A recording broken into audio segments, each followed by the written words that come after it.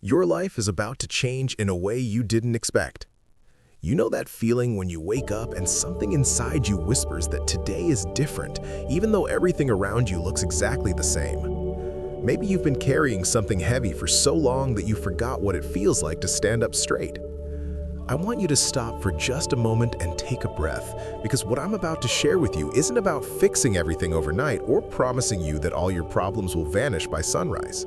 This is about recognizing that right now, in this very moment, God is preparing you for something you haven't even asked for yet. You see, we spend so much of our lives waiting for the big, dramatic moment, the burning bush, the voice from heaven, the earthquake that shakes everything into place. But most of the time, God works in the quiet spaces between your thoughts, in the small decisions you make when nobody's watching, in the way you choose to respond when life doesn't go according to plan. I've learned that change doesn't always announce itself with trumpets and fanfare. Sometimes it arrives like morning light, so gradually that you don't notice it until you realize you can finally see clearly. You might be sitting there right now thinking about all the ways you've tried and failed, all the doors that slammed in your face, all the prayers that seemed to echo back unanswered.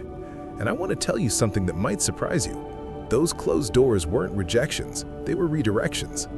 Every single time you thought God wasn't listening, He was actually saving you from something that would have diminished you, protecting you from a path that wasn't meant for your feet.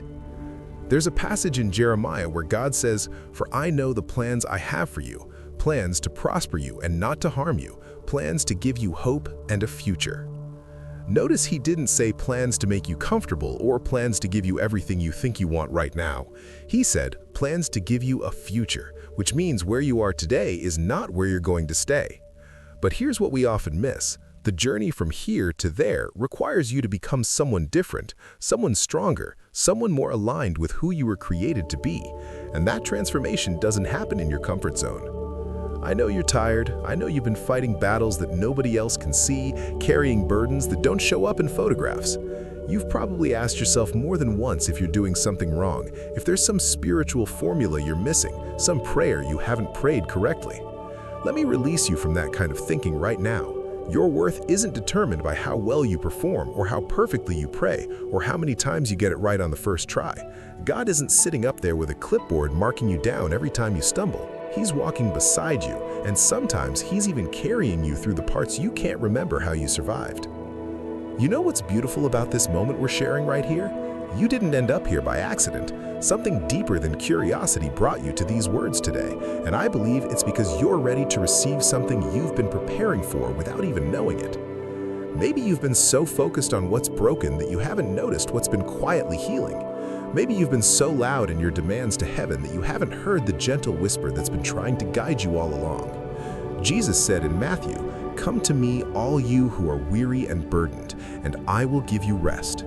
Not come to me when you figured it all out, not come to me when you're perfect, not come to me when you finally deserve it. Come to me as you are, right now, in this mess, in this confusion, in this beautiful, broken state. Because rest isn't something you earn, it's something you receive when you finally stop trying to prove you're worthy of it. I want to talk to you about the space between letting go and receiving what's next.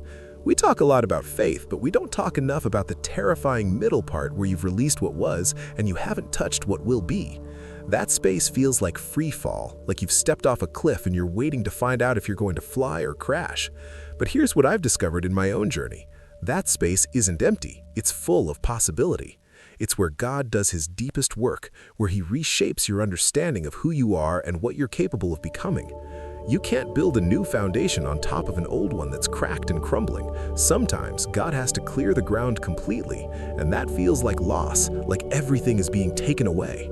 But what if I told you that what feels like loss is actually making room? What if the emptiness you're experiencing right now is actually sacred space being prepared for something that wouldn't have fit in your life before? Think about the Israelites wandering in the wilderness for 40 years. From the outside, it looks like wasted time, like a journey that should have taken 11 days but stretched into decades because of their faithlessness.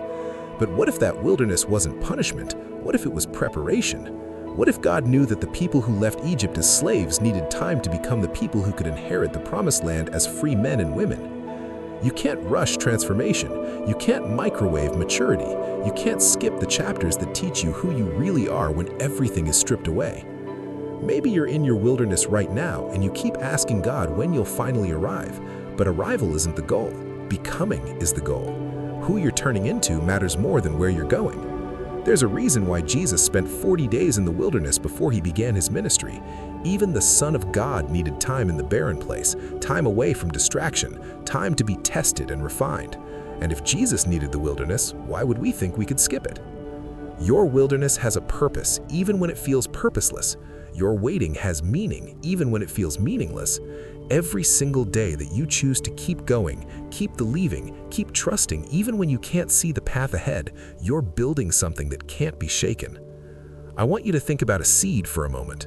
When you plant a seed in the ground and cover it with soil, from the outside it looks like you've buried it, like you've hidden it away in darkness.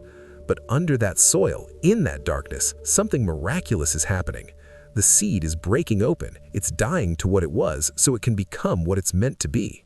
And if you dug it up too early, if you got impatient with the process, you'd destroy the very thing you're waiting for.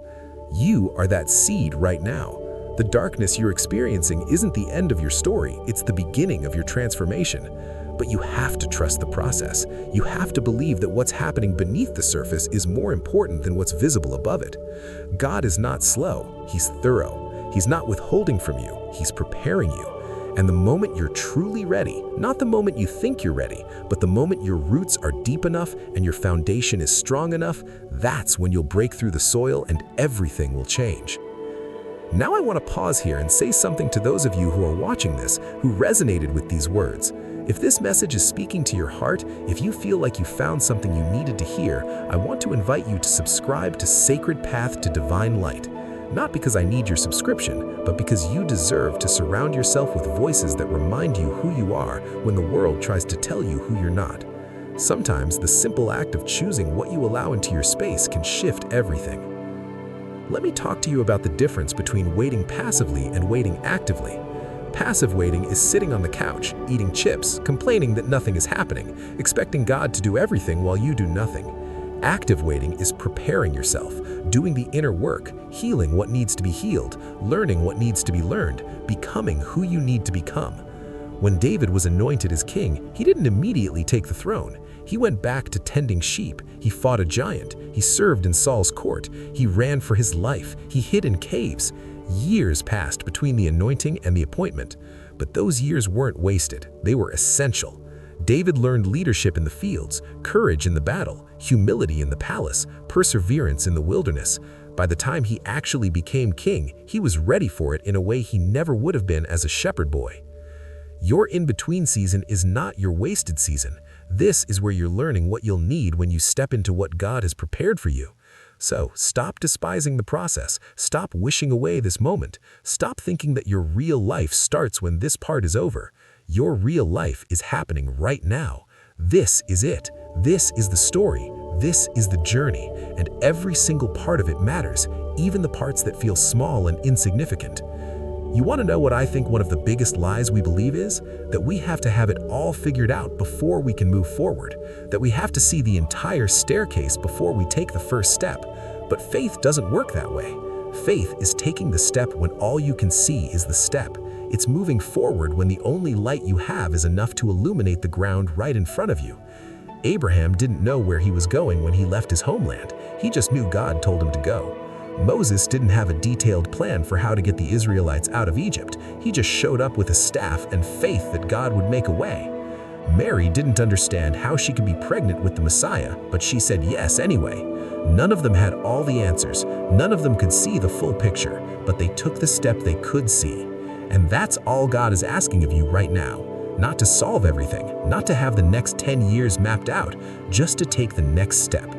What's the one thing you know you need to do today? Even if you're scared, even if it feels small, that's your step. That's your faith in action. You don't need a grand plan. You need obedience in the moment you're standing in. Let me tell you something about the people who inspire me most. They're not the ones who never fell. They're the ones who got back up every single time.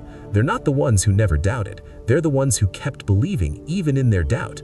They're not the ones who had easy lives. They're the ones who chose hope when everything around them said give up.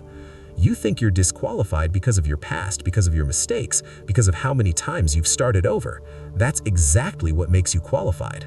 God doesn't use perfect people, He uses willing people. He uses broken people who know they can't do it on their own, who have to depend on Him for every breath, every step, every moment. Paul called himself the chief of sinners. Peter denied Jesus 3 times.